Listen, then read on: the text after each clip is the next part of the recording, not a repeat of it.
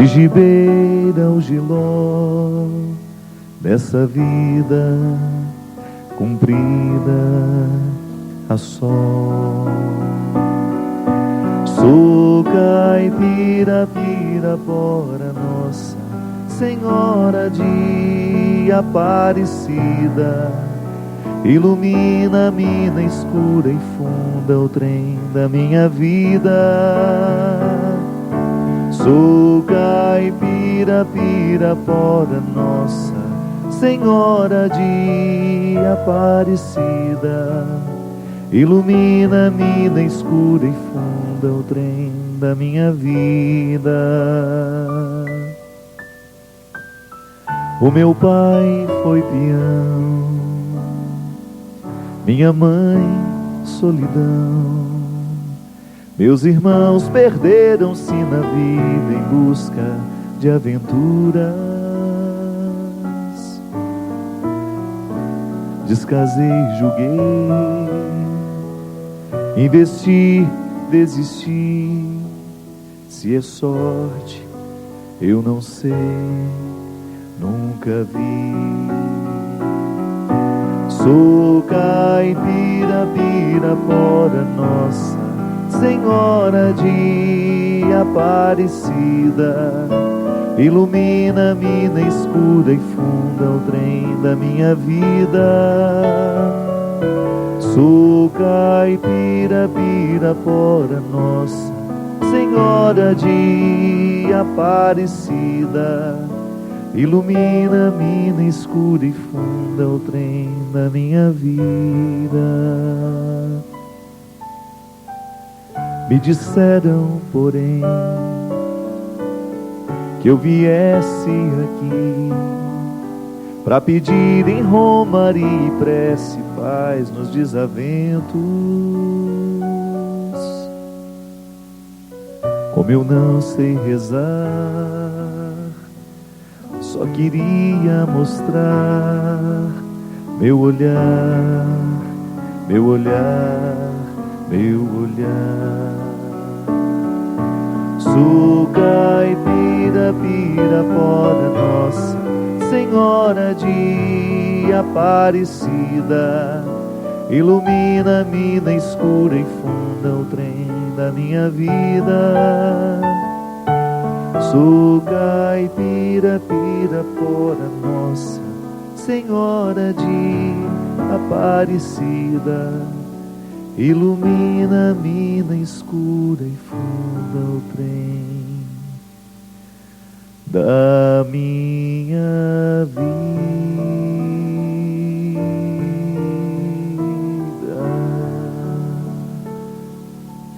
Muito boa noite, com muito prazer que nós começamos mais um programa de direção espiritual. Hoje aqui, a partir dessa mística bonita que o Vale do Paraíba vive, tão bem descrita pelo poeta Renato Teixeira, ao escrever a música Romaria. Eu me recordo que quando era criança, uma das maiores alegrias que eu pude experimentar era justamente a oportunidade que a gente tinha de sair em Romaria. Era uma vez por ano, um acontecimento que a gente esperava com ansiedade. Na minha casa, a minha mãe, o meu pai, alguns dos meus irmãos cultivavam este hábito de vir à Aparecida uma vez por ano e trazer o máximo de filhos que eles poderiam trazer. As coisas não eram muito fáceis para viajar todo mundo, mas eu sempre me encaixava porque os pequenininhos não pagavam passagem. Vinha na faixa. E eu me recordo, minha gente, que vir em Romaria, para mim era uma experiência bonita, que hoje eu compreendo como uma experiência de vida que me ensina sobre outras coisas também. Era muito mais que cumprir um voto. Era muito mais que vir à Aparecida. Era todo um contexto de significados que a gente fazia questão de preservar. O simples fato de guardar um dinheirinho todo mês e dizer que aquele dinheiro guardado era para a Romaria. Veja bem que a Romaria nos motivava à economia. A Romaria nos motivava a uma disciplina anterior para que nós pudéssemos ter o prazer depois. O contexto da viagem, eu me recordo que a minha mãe fazia lá uma farofa de pescoço de frango, que ninguém dava conta, mas Era uma alegria ver aquilo. E uma das coisas mais bonitas, sabe o que era? É que todas as famílias que entravam dentro daquele ônibus levavam alguma coisa para poder dividir. É aquilo que eles chamavam de tira-gosto, né? Tomavam uma pinguinha e comia alguma coisinha ali. Era aquela partilha que a gente fazia de tudo que a gente tinha levado. Então, primeiro aspecto, a disciplina que nos possibilita depois o prazer, a partilha daquilo que se leva. E o momento mais esperado, a gente poder chegar em Aparecida, na casa da mãe. O catolicismo vive, você que é evangélico sabe muito bem disso. Talvez vocês tenham uma prática religiosa um pouco diferente. Mas o católico, ele tem uma afeição muito grande por Nossa Senhora. Essa expressão materna de Deus. Aqui no Vale do Paraíba, com a padroeira do Brasil. Lá em Belém do Pará, com o Círio de Nazaré, com a Virgem de Nazaré. E tantos outros lugares do mundo, manifestações típicas daquele povo, daquela cultura, mostrando a mãe de Jesus como um ser humano que deu certo. Um ser humano que viveu, que experimentou na carne, primeiramente, tudo o que dizia respeito ao seu filho Jesus. Maria é a primeira a ser resgatada. Ao gerar o menino, ela é resgatada. É a primeira a ser salva ao gerar o Salvador. Chegávamos em Aparecida e então vivíamos 2, 3 dias de intensa alegria. Fico pensando, minha gente, que a romaria é um pouco o retrato da nossa vida. Se você ainda não teve a graça de fazer uma romaria, faça um dia. Para você descobrir isso que nós estamos falando aqui. Os elementos chaves da nossa vida. Nós também precisamos o tempo todo preparar o nosso futuro. Se a gente quer viajar, a gente precisa economizar. Se a gente quer dar certo lá na frente, a gente precisa estudar hoje. Se a gente quer um bom serviço, um bom trabalho, a gente tem que se preparar no aprendizado de hoje. Aquilo que a gente aprende, aquilo que a gente consegue, só fica bonito a partir do momento que a gente divide. Aí vem o elemento da partilha.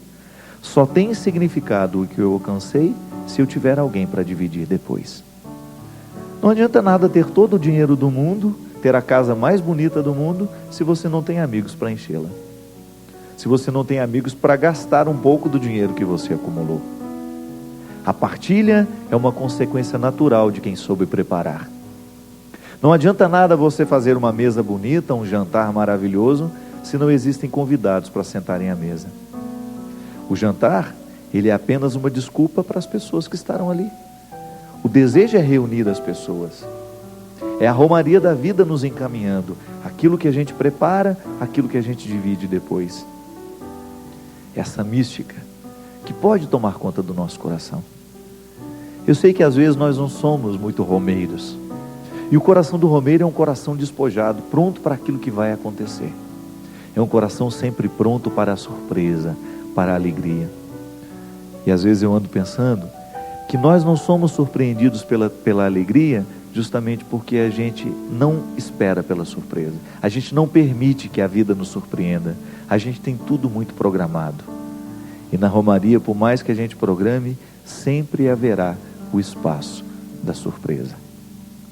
É aquilo que a gente não esperava, mas que de repente aconteceu dentro do nosso coração, se manifestou diante dos nossos olhos e aquilo ganhou um significado maravilhoso. Hoje estamos em romaria aqui. O programa Direção Espiritual quer ser para você hoje uma oportunidade de encontro e de partilha. Lembrando que você pode participar conosco. Mesmo que o programa não seja ao vivo, você liga. Haverá sempre uma pessoa aqui pronta para lhe atender, para ouvir o que você tem a dizer. De repente o seu pedido de oração está aí com o coração apertado hoje. Ligue, divida com alguém aqui. Peça uma palavra. De repente, se a gente conta o nosso problema, a gente já começa a resolvê-lo. Partilhar é sempre uma atitude que nos reconstrói, que nos ajuda a refazer aquilo que sozinhos muitas vezes nós não conseguimos. 0 operadora 12 31 86 2600. Neste telefone, você liga agora e fala conosco aqui. E se quiser, deixa uma pergunta, alguma coisa para que seja a pauta do nosso próximo programa. Boa noite, Christian. Obrigado pela sua presença. Vamos começar atendendo aqui as pessoas que estão entrando em contato conosco. São muitos e-mails, graças a Deus, muitas cartas, e à medida que a gente pode, nós vamos atendendo. Oséias Lopes Ribeiro, que é lá de Juiz de Fora. Padre Fábio, estava dizendo que sua namorada... Não, peraí. Sua não sei o que é católica e seu namorado é evangélico. Deve ser filho, né? Sua filha é católica e seu namorado, mas o namorado é evangélico. Eles se preocupam com o futuro deles e dos filhos por causa disso. O que fazer? Olha, eu pessoalmente acho que tem coisas tão mais importantes para se preocupar, não é verdade? Primeira religião que nós precisamos ensinar aos nossos filhos é o amor, é o respeito, é o caráter. E nessa não há conflitos, viu, meu filho? Educar os filhos dentro do cristianismo, isso aqui é o primeiro ponto. São uma é evangélica, outra é católica. São cristãos. E existem os valores que estão o tempo todo perpassando o contexto do cristianismo, que essa é a base de qualquer filho. Essa é a base de qualquer pessoa que precisa ser bem educada na fé. O resto, meu amigo, isso não é problema. Às vezes a gente fica achando problema onde não tem, né? Se tivesse numa situação de repente a pessoa é um assassino, isso é um problema. Agora, porque é de outra religião, definitivamente isso não é problema. Como os filhos serão educados? Serão educados no cristianismo, seja no catolicismo, seja na religião evangélica. Isso não haverá nenhum problema. É importante que sejamos cristãos. Claro que o seu desejo é que os filhos sejam educados no catolicismo. Agora, é o casal que vai decidir. Isso não é um problema para você decidir. Quando um casal de diferentes crenças religiosas se une, eles é que têm que resolver como é que eles vão educar os filhos na fé.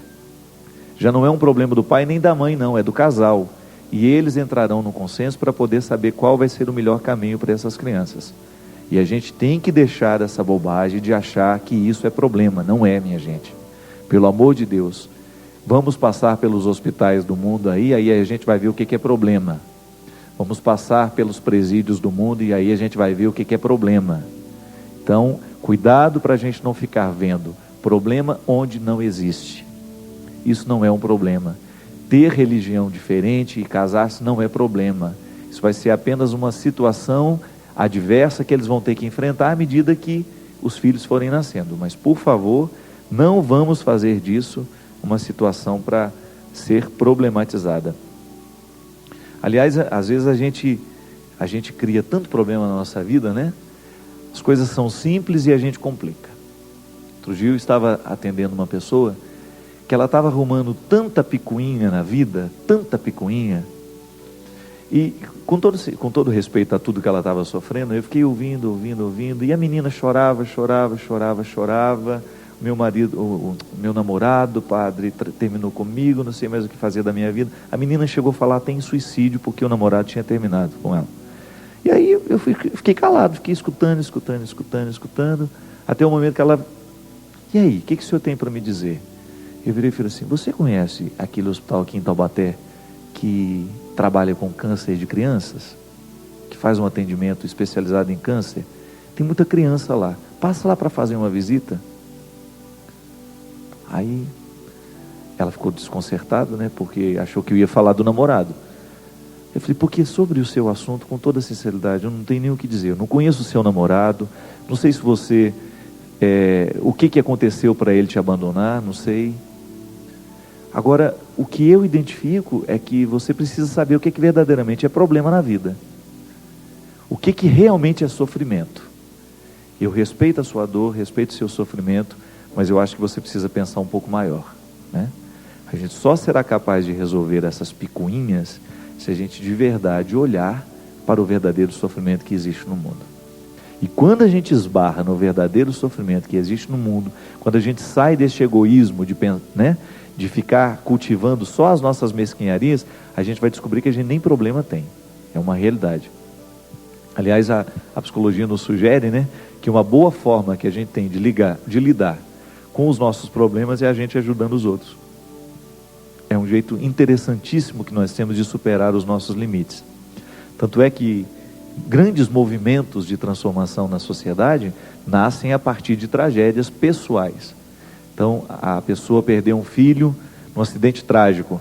ela vai redescobrir o sentido da vida, fazendo todo um trabalho contra a violência, contra o álcool no trânsito, enfim, contra uma série de coisas que atentam contra a vida humana. É um jeito de reconstruir a vida a partir do sofrimento que vive, né? Aliás, a gente tem que agradecer ao governo, né, às lideranças que aprovaram essa lei da tolerância zero com o álcool. Isso já tinha passado da hora, gente. Nós que andamos por esse Brasil afora, nós sabemos quantas pessoas estão sendo vitimadas no trânsito por causa da irresponsabilidade de pessoas que entram nos seus carros alcoolizadas. E não tem que ter nenhuma tolerância com esse tipo de comportamento mesmo. Se você tem o hábito de beber, se você tem o hábito de tomar aí o seu aperitivo depois do trabalho, não volte para casa dirigindo, não faça da vida do outro uma brincadeira. Aquela história lá de João Pessoa até hoje se arrasta. Aquela família que foi vitimada no trânsito por causa de uma situação semelhante, né? Por mais que tentem defender que não estava alcoolizado, tudo indica que estava e que a situação realmente foi muito, enfim, o sofrimento que abate, né? Quando você percebe que a injustiça está estabelecendo, né? Igual outro dia eu estava vendo aquele promotor que matou uma pessoa no trânsito, estava lá, belo e formoso, reivindicando continuar recebendo o seu belo salário. Não pode ser assim. Se a gente fecha os olhos para essas injustiças, daqui a pouco o mundo fica insuportável. E a gente tem que lutar mesmo para que cada vez mais cresça dentro de nós essa consciência de que nós não temos mais como brincar com essas coisas. Padre Fábio, eu vivo num casamento muito conturbado, sou casado há 10 anos e tenho 2 filhos maravilhosos. Meu marido tem um gênio muito difícil. Ele já está há 3 dias sem falar comigo, após uma discussão. O que leva uma pessoa a agir desta forma, por tão pouco, padre? Ele erra, não pede desculpas e ainda se faz de vítima. Não sei como levá-lo a um terapeuta de casal, porque ele tem resistências a esse tipo de tratamento. Apesar de sermos um casal muito jovem, nós temos 36 anos cada um, ele tem atitudes como as do pai dele. É extremamente repressor e autoritário em minha própria casa. E dentro da minha própria casa eu não posso dar opinião nem da cor de uma parede. Já pensei em me separar dele várias vezes, mas depois penso que não seria o melhor. Porém, isso tem afetado diretamente minha saúde. Sou formada, tenho minha profissão, tenho uma boa casa, 2 filhos lindos e ainda assim sou incompleta. Padre, estou totalmente perdida e não sei o que fazer. Não aguento mais essa situação. Por favor, me dê uma orientação. Devo suportar ou chutar o balde? Depende do que tem dentro do balde, né? A gente só chuta o balde quando o líquido que está dentro dele não presta mais. Quando o líquido é precioso, muito pelo contrário, nós vamos cuidar o tempo todo do balde. Agora, se realmente, quando existe ali dentro alguma coisa que não tem valor... Agora, é interessante que essas relações matrimoniais, às vezes, tão conturbadas, gente tão jovem, né? E tão cristalizadas. Você fala que é interessante que ele tem um comportamento muito semelhante ao pai. E o pai, pelo que você me conta, ele também é muito repressor, autoritário. Gente, vocês precisam ter muito cuidado quando escolhem o marido para a vida de vocês, viu? Porque no tempo de namoro, você já começa a perceber um pouco do que o seu futuro cônjuge vai ser. Olha um pouco para a família dele, para a estrutura familiar que ele tem, ou que ela tem, e é um jeito bom de você analisar. Agora, o que mais me assusta, sabe o que é? É uma pessoa aos 36 anos de idade estar totalmente cristalizada na sua personalidade. O que é cristalizar? Veja bem, quando a gente é pequeno, os nossos defeitos, eles são manipuláveis, eles são manuseáveis. É como se a gente pudesse pôr a mão nele e modifica. Tanto é que tem aquele ditado muito interessante, né? É de pequenino que se torce o pepino. Por isso, se você pega um pepino que está nascendo e ele tem alguma deformidade, você tem como ajeitar aquilo. Você dá a forma que você quiser. Você faz o que você quiser com aquele pequeno legume que está crescendo. Depois que ele cresce, é impossível, ele vai quebrar. Se você tentar torcer, ele vai quebrar. porque ele não assumiu o formato que deu, que ele não assumiu o outro formato, ele ficou sem a possibilidade de ser mudado. Quando nós somos jovens, o processo é a mesma coisa. Os defeitos na criança, se não tratados, eles serão mais sérios na adolescência. Se não tratados na adolescência, eles serão mais sérios ainda na juventude. E se não tratados na juventude, eles serão ainda mais sérios na fase adulta. E depois serão insuportáveis na velhice. A isso nós chamamos de processo de cristalização. O que é virar cristal? É virar pedra. É deixar de ter possibilidade de sofrer intervenção. O cristal, se você tenta modificar, não tem como, ele está duro. A personalidade humana é a mesma coisa. Quando você tem um adulto repressor e autoritário, este comportamento um dia foi manifestado quando ele era criança. Você já deve ter visto muitas crianças que mandam nos pais, muitas crianças que gritam com as mães, que gritam com os irmãozinhos. Você já está percebendo que aquela criança tem uma leve tendência a se tornar autoritária no futuro. É o momento de você interferir. Se você não interfere naquela criança no momento em que ela está manifestando esse sintoma de autoritarismo, depois você vai ter um adolescente também com as mesmas características e ainda mais acentuadas. Porque, gente, vamos ser sinceros, concretos e reais. A idade acentua tudo o que a gente tem de ruim. Isso não é pessimismo, é realismo. Por isso que o ser humano precisa ter esta consciência. Você hoje passa pela experiência de lidar com seus defeitos. Muitas vezes os adultos de hoje, eles não são equilibrados porque os adultos do passado não educaram a criança. O seu problema com seu marido, minha filha, é que você tem um homem mal estruturado como pessoa. Você tem um ser humano fragilizado com defeitos que estão cristalizados nele. Mudar aos 36 anos é possível? É. Só que é muito mais sofrido do que mudar aos 12, aos 4, aos 5. Por quê? Está cristalizado. Pessoa ciumenta, por exemplo. Quando é que ela aquele que tem o ciúme doentio, por exemplo, quando é que ela manifestou que tinha essa tendência a ter posse dos outros, a ter posse das coisas? Quando ela era criança. Por isso que educar é você fazer de tudo para que o que a pessoa tem de pior seja colocado dentro de um controle. Porque senão depois aquilo que ela tem de pior vai comandar a vida dela. E realmente é muito difícil conviver com uma pessoa autoritária, conviver com uma pessoa repressora. Por outro lado, a gente é quase que você... Mas o que eu vou fazer com esse homem agora? Só que você também sabia que ele era assim. Você se casou com ele assim. Não acredito que ele tenha te enganado durante o processo do namoro. Ou se te enganou durante o processo do namoro, se ele se mostrava uma pessoa dócil, amável, querida, e depois do casamento se transformou em outra, isso é caso de declaração de nulidade. Sabe por quê? Isso se chama erro de pessoa. A pessoa ocultou um fator determinante da personalidade dela, e você casou-se com ela achando que ela era assim. Por isso que o namoro é o tempo de você descobrir o que o outro tem de melhor e de pior, e de saber se você quer isso para a sua vida. A sua expressão chutar o balde, ela é muito comum nos dias de hoje. Hoje tem muita gente chutando o balde, mas chuta o balde justamente porque o conteúdo que tem ali dentro não presta, não vale a pena. Então realmente existem muitos casais que chegam à conclusão: olha, nós só moramos juntos, mas nós não somos casados. Nós dormimos na mesma cama, temos até um álbum de casamento onde que tinha um padre lá presenciando a nossa cerimônia, mas a gente nunca se casou. Por causa disso, não é precioso o que se leva no balde.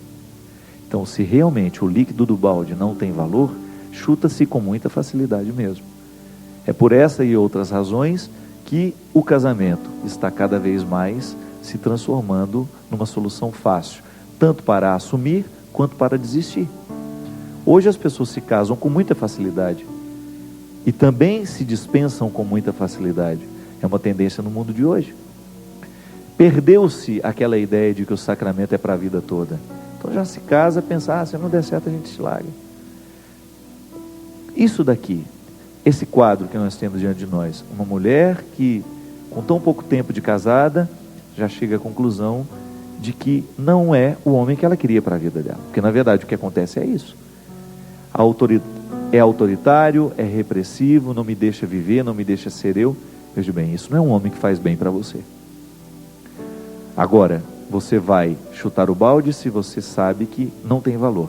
Agora, se tem valor, coloca tudo isso na mesa. Diga para ele que você não quer esse tratamento, que você é uma pessoa, que você tem valor, que você tem voz, que você quer ter vez. E que se o amor dele por você for verdadeiro, ele vai, com todo o sofrimento de uma pessoa de 36 anos, porque mudar aos 36 é pior do que aos 12, eu volto a dizer. Vai ser difícil para ele? Vai. Mas se ele te ama, ele vai ter que mudar por você. Sobretudo se aquilo que você está reivindicando é, de fato, se aquilo que você está pedindo a ele é realmente o que você está me dizendo aqui. A possibilidade de você ter voz e vez dentro da sua casa é o mínimo que uma esposa merece. Nós vamos para um rápido intervalo. 0 operadora 12 31 86 2600. Liga pra gente, participa. Daqui a pouquinho estamos de volta.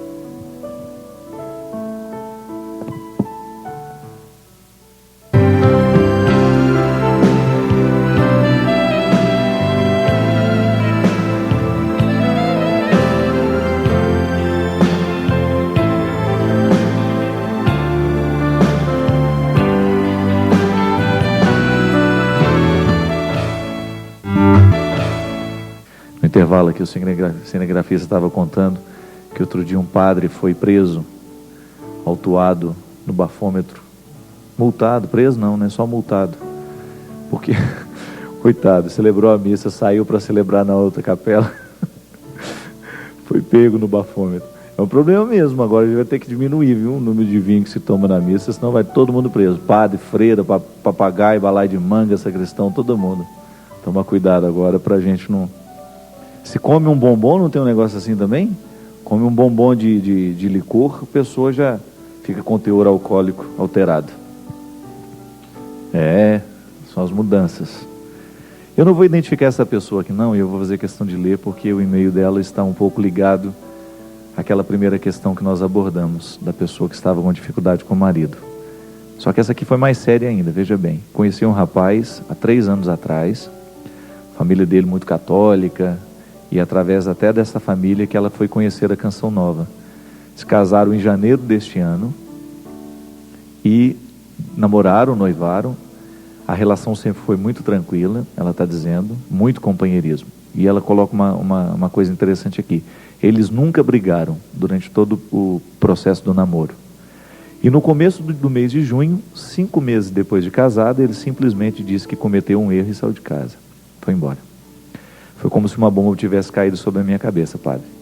Minha família está muito abalada, dele também, principalmente a mãe dele, que é muito católica. Eu o amo, sempre fui uma boa esposa, sempre fiz tudo certo. Padre, não sei o que fazer, não entendo por que ele fez isso comigo. Não sei mais se posso reconstruir a minha vida. Pois eu me casei na igreja e diante de Deus sempre serei casada. Por favor, me dê uma luz. Primeira coisa, minha filha.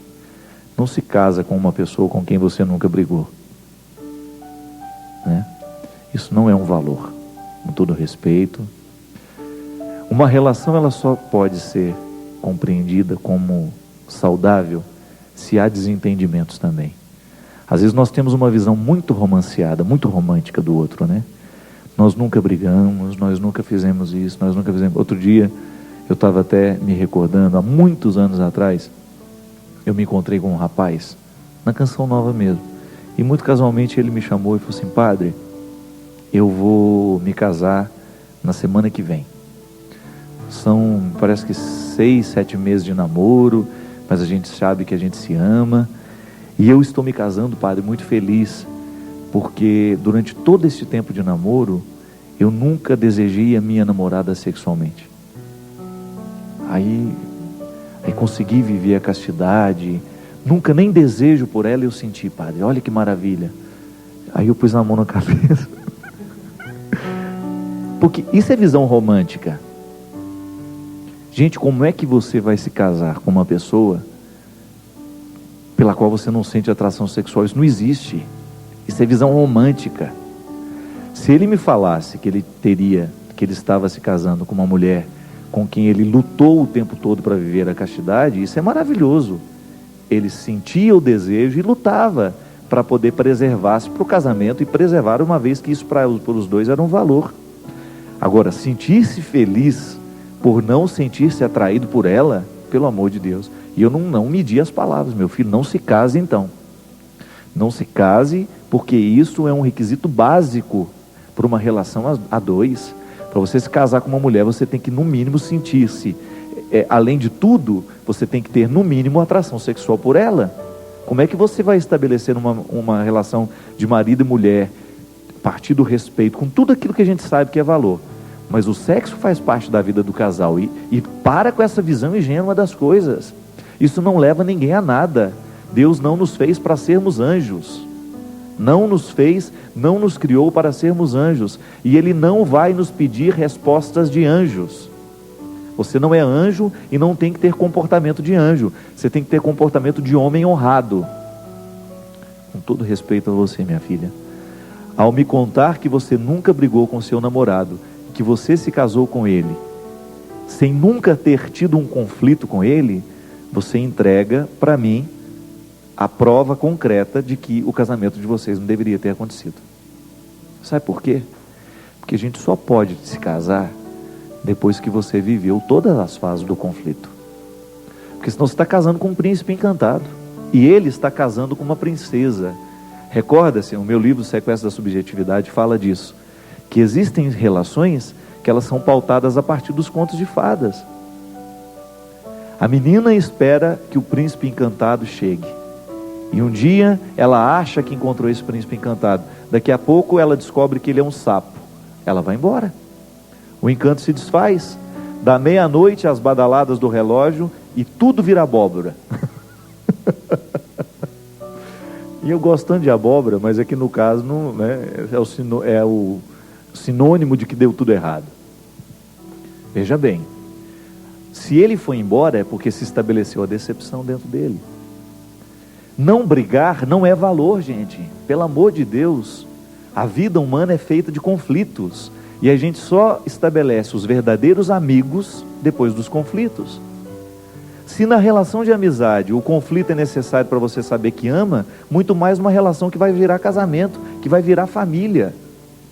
Então às vezes a gente erra por ter uma visão romântica das coisas. A visão romântica das coisas é aquela visão ingênua de achar que tudo vai ser perfeito, de que tudo será maravilhoso. É igual aquela menina que sai do interior, vai morar na capital para estudar, achando que ela vai viver um sonho de Cinderela. Chega lá, começa a dar tudo errado, ela volta embora 2, 3 dias depois. Tem que voltar mesmo. Se está esperando que a vida seja fácil, está esperando que tudo vai ser simples, não.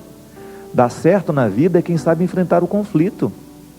Quem tem força o suficiente para deixar cair por terra as visões ingênuas que alimenta. Volto a dizer, é processo de maturidade. Uma criança sempre tem uma visão ingênua da vida. Gente, a história da humanidade é marcada pelo processo do deslocamento da visão ingênua até a filosofia. Quando relampeava relampeja, como é que fala isso? Relampeava mesmo? O relâmpago? A gente falava relampeava. Lá em Minas a gente fala relampeava. Está relampeando, menino, desliga essa televisão, vai queimar. Quando relampejava, o Cristo está falando que é assim. Sabe o que a gente falava? Papai do céu está bravo. Isso é uma compreensão mítica da realidade. Isso é uma explicação fácil. Diante de tudo que a gente não sabe explicar, a gente costuma ter uma visão mágica, uma explicação mágica. A sabedoria, a inteligência, ela consiste em nós sabermos adequar as respostas para as devidas perguntas. Conflito é isso. É você buscar a resposta certa para a pergunta que você tem. Se você vive a partir de uma visão romanceada, de que tudo será lindo, maravilhoso, você vai se decepcionar justamente no momento que você descobrir que as pessoas não são assim. E o outro não tem obrigação de ser. Muitas vezes, minha filha, uma situação como a sua, você não é a única. Quantos casais se casam assim, achando que o outro é uma princesa, que o outro é um príncipe? Aí na hora que começa a conviver, viu que nada disso era verdade. Porque se já tivesse quebrado o pau antes, tudo bem. Vocês já teriam sabido, olha, nós brigamos, nós já nos acertamos, a gente sabe quais são as nossas diferenças, a gente sabe quais são as nossas qualidades, mas a gente se escolheu mesmo assim. Aí você não está casando enganado. Agora, ao confessar que vocês nunca brigaram, você nos dá a entender de que realmente vocês não se casaram na época certa. O conflito não aconteceu. E conflito é que amadurece uma pessoa. Olha, se você quiser fazer o seu filho ficar criança a vida inteira, é só você evitar os conflitos na vida dele. Só você colocar debaixo da sua asa, não permitir que ele voe, não permitir que ele erre, não permitir que ele caia. É só você fazer isso. Cuidado excessivo faz isso com as crianças. As crianças ficam imaturas para o resto da vida. Aí você vai ver aquele homem lá de 40 anos que ainda tem dificuldade de lidar com as próprias dificuldades. Dificuldade com a própria dificuldade. Ele não sabe lidar com os limites que tem, porque infelizmente não foi preparado para viver conflito. Tem gente que não gosta de conflito. Você já deve ter encontrado muita gente assim. Ela nem estabelece conflito com os outros porque ela tem medo. Ela tem medo de perder os amigos, tem medo de contrariar o outro. Pelo amor de Deus, quem é seu vai ser seu sempre. Quem realmente gosta de você vai gostar de você mesmo no momento que se estabelecer o conflito. Quem de fato encontra um valor em você não vai te jogar fora só porque você tem uma opinião contrária a dele, não. E tem gente que às vezes, para dizer que pensa de forma diferente, tem uma dificuldade danada.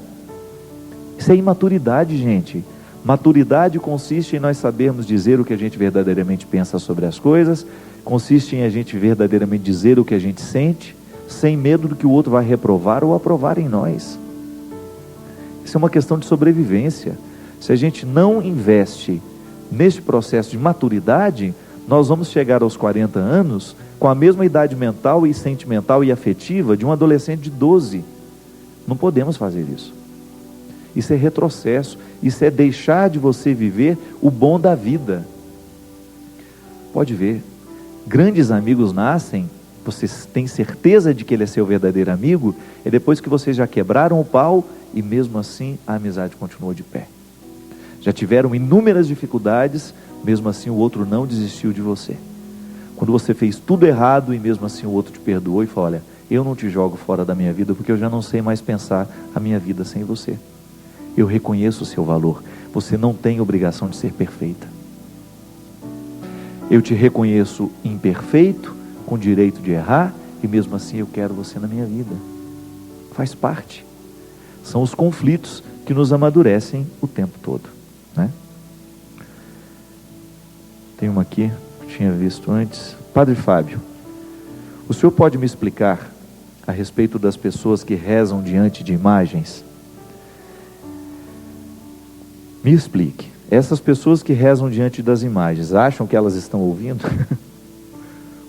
Não, a imagem não pode ouvir nada, né? Mesmo se tiver alguma ouvindo, eu estou correndo, pelo amor de Deus.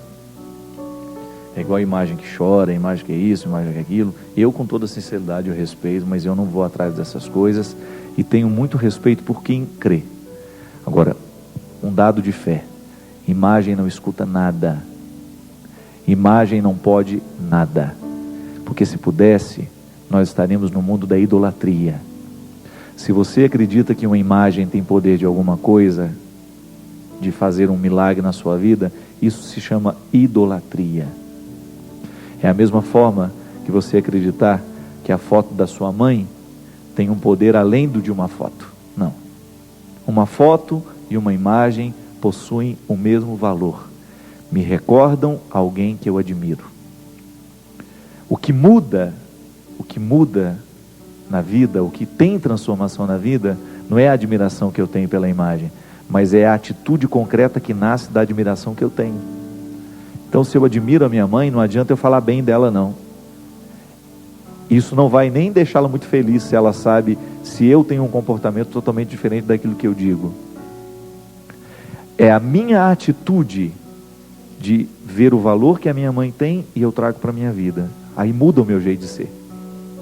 Só assim tem sentido a devoção aos santos e a imagem que nós temos em casa, que não é de adoração. Para mim, volto a dizer, se eu tenho um Cristo, uma imagem de Nossa Senhora segurando Jesus, essa imagem é barro. Essa imagem não tem nenhum poder senão me recordar o valor dessa cena. Nós temos aqui a imagem de Pietà. Para mim, uma das expressões mais bonitas da dor humana é a mãe segurando o filho morto nos braços. Agora, você que já perdeu um filho, você vai se ajoelhar diante dessa imagem e a sua dor vai embora? Não. Esse milagre, essa imagem não pode fazer. Agora, o que ela pode provocar dentro de você é uma identificação da sua dor com a dor que essa mulher sentiu. E aí você descobre como é que essa mulher viveu essa dor, como é que ela segurou o filho morto nos braços e como é que ela continuou a vida dela depois da morte do filho. Aí isso sim transforma a sua vida. A atitude daquela que você olha na foto ou que você olha na imagem. Agora, ajoelhar-se diante da imagem e achar que aquele barro tem poder de nos curar, tem poder de mudar a nossa vida, isso é idolatria. Falei na semana passada do Círio de Nazaré. Não, falei foi hoje, né? Foi hoje que eu comecei com Romaria, né? O Círio de Nazaré. Aquela pequena imagem que passa na Berlinda pelas ruas de Belém, ela não faz milagre algum. Agora, a Virgem de Nazaré, essa pode fazer um grande milagre na nossa vida se nós vivermos como ela. Porque, até fiz uma música nova para o Círio em que eu falo, quem anda nos seus passos não se perde de Jesus. Porque o bonito da Virgem de Nazaré é que ela está levando o menino Jesus no colo. Eu vou atrás dela é por causa do menino que está no colo dela. Não é por ela só não. O que faz a multidão caminhar em torno daquela Berlinda, engana-se quem pensa que é a imagem grande, é a pequenininha que está no colo. Nossa Senhora só é o que é porque ela tem o filho nos braços. Ela nos oferece o Cristo. Só por isso nós estamos atrás da procissão, porque eu quero o Cristo que ela anuncia. Agora, pensar que aquela imagem tem poder de fazer milagre na minha vida, na sua vida, isso é idolatria. E nós não ensinamos isso, a igreja não ensina isso. Ensina que entre a imagem e a minha vida pode haver uma ponte. Aquilo que ela me lembra, tanto é que ela pode ser mudada. Pode ser uma esse ano, pode ser outra o ano que vem, pode ser outra do outro, sabe? Mesmo que seja a imagem da manifestação miraculosa de Deus, não importa. Ela é apenas um sinal, é uma matéria temporária. Quando aquele pastor chutou a imagem de Nossa Senhora Aparecida, houve uma manifestação pública, né? As pessoas indignadas com o gesto do pastor. Eu não vou julgar o gesto dele, mesmo porque já fizeram muito isso. Eu só vou dar um significado daquilo. Na época que aconteceu para mim, primeira coisa que me veio. Ele tentou ensinar um valor através de um gesto grosseiro. Ele tentou ensinar uma verdade a partir de um gesto grosseiro. Ele estava tentando dizer, o gesso não muda a vida de ninguém. Mas ele não precisava ter chutado a imagem para poder demonstrar que o gesso não tem poder de transformar. Da mesma forma como é grosseiro eu chegar na sua casa e rasgar a foto das pessoas que você ama. O que eu tenho e que posso é ensinar como padre, ele como pastor, que as realidades materiais, elas estão aí apenas para estabelecer pontes. Elas não são o definitivo, gente. Mesmo que se a minha fé estiver numa imagem, no dia que ela quebra, a fé quebra junto com ela?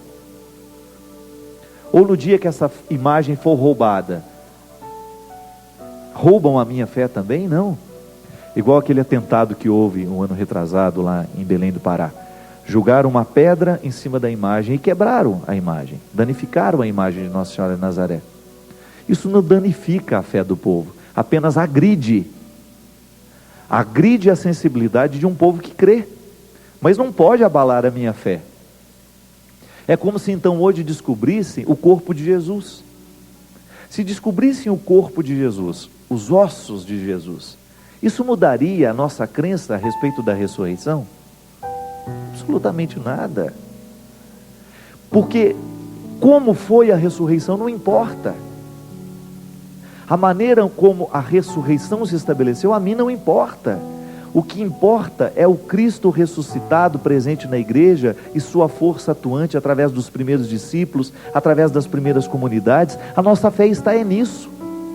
Por isso que quando publicaram essa baboseira do Código da Vinci, aquela coisa toda, nossa, um atentado contra a fé, e as bancas estão cheias de livros assim, o livro que vai mudar o destino do cristianismo. Que palhaçada!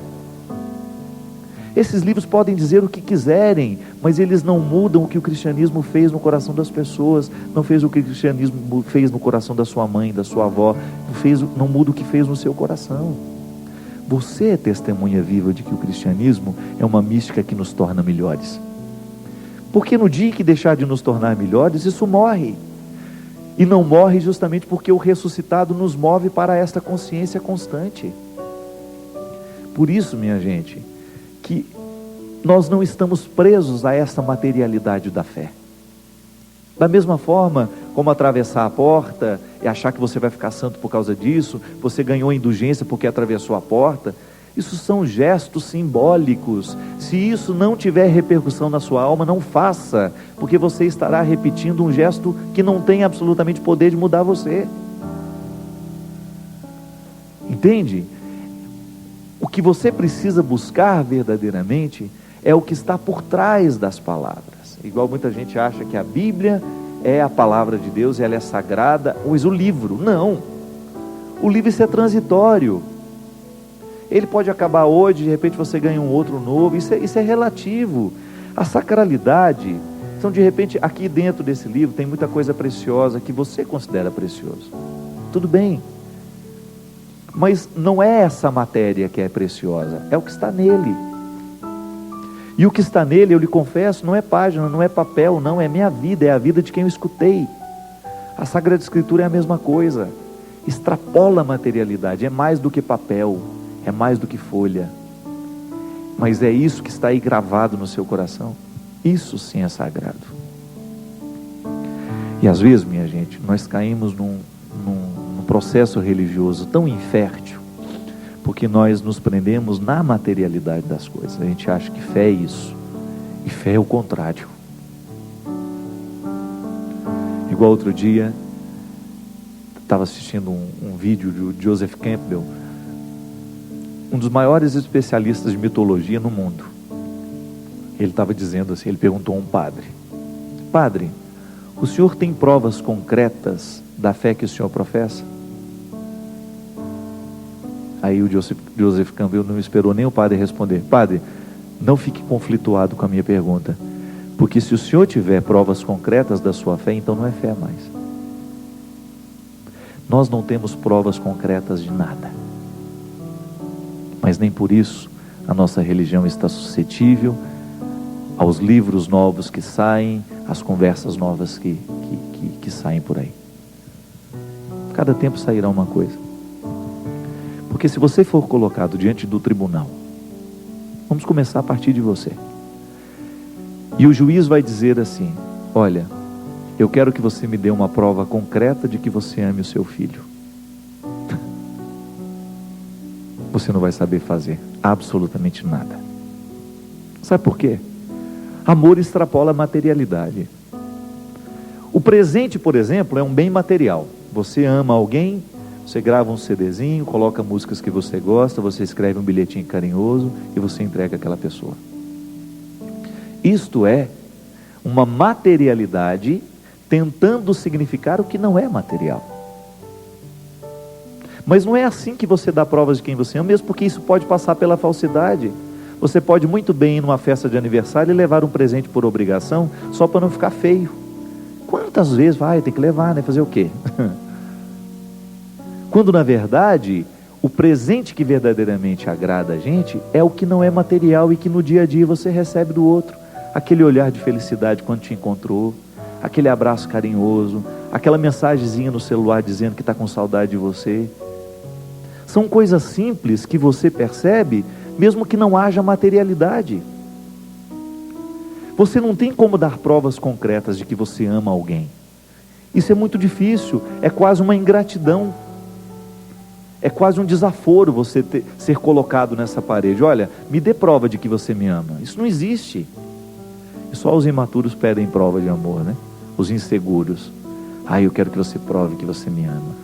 Pelo amor de Deus, eu não tenho como provar nada. Se eu não for competente o suficiente para fazer você sentir que eu te amo, então eu realmente não amo. eu assumo a minha incompetência. Eu não tenho como lhe provar absolutamente nada. Agora, se o meu jeito de viver não é o suficiente para você entender que eu te amo, então eu não tenho o que fazer, eu não tenho o que falar. Esse é o contexto da fé. Quando você não tem o que oferecer materialmente, mas você está ligado de outra forma. Não é a materialidade que nos prende, é algo que vai além. É algo que extrapola o contexto do material.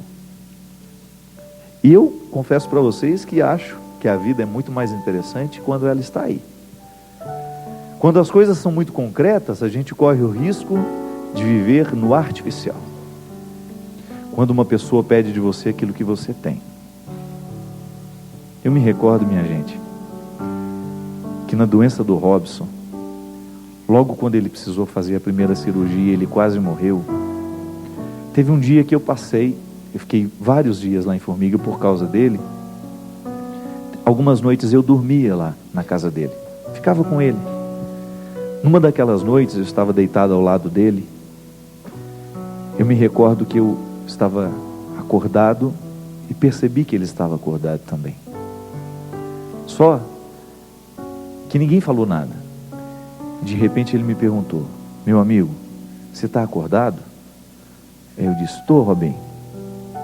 Por quê? Você está precisando de alguma coisa? Ele me falou assim: não estou precisando de nada não. Eu estou com febre, mas já tomei o remédio. Aí passaram-se alguns segundos assim em silêncio. Aí ele falou assim, percebi que ele estava chorando, e ele falou assim: mas eu queria lhe falar que ter você aqui do meu lado torna mais fácil esse momento tão difícil na minha vida. É disso que eu estou falando. Ali naquela hora não tinha nada de material que eu pudesse fazer. Não tinha um remédio que eu pudesse pegar, não tinha um copo de água que eu pudesse dar, nada. Ele não pedia da minha matéria. Ele apenas agradecia a minha imaterialidade. Porque é mais do que estar um corpo ao lado. Você pode muito bem ter um enfermeiro e não ter a mesma sensação. Não é material, não é o corpo, mas é aquilo que você significa. É aquilo que extrapola o limite do seu gesto. E isso, minha gente, é o contexto da ressurreição, é o contexto da fé, é o contexto da continuidade do Cristo na história. Assim como eu pude ser na doença do meu amigo um bem imaterial, nós também podemos ser na vida dos outros. E esta é a oração mais bonita que nós podemos fazer, quando você descobre que você extrapolou o limite da materialidade e que você se tornou um bem que não é material. Porque os outros a gente compra, mas amor, amizade, fidelidade, carinho, isso a gente só recebe à medida em que a gente conquista. E a conquista do que não é material, essa não adianta a gente trabalhar, não. A gente só precisa viver bem. E nem há cartões de créditos que nos dê a possibilidade de comprar. Quem conquistou, conquistou. Eu desejo que você conquiste e que você ofereça a tantos que precisam de você. Derrame sobre o seu coração a bênção do Deus Todo-Poderoso, Ele que é Pai, Filho e Espírito Santo. Amém. É de sonho e de pó o destino de um só, feito eu perdido em pensamentos sobre o meu cavalo. É de laço e de nó, de gibeira ao giló, nessa vida cumprida a só. Sou caipira, pirapora, Nossa Senhora de Aparecida, ilumina a mina escura e funda o trem da minha vida. Sou caipira, pirapora, Nossa Senhora de Aparecida, ilumina-me na escura e funda o trem. Dá-me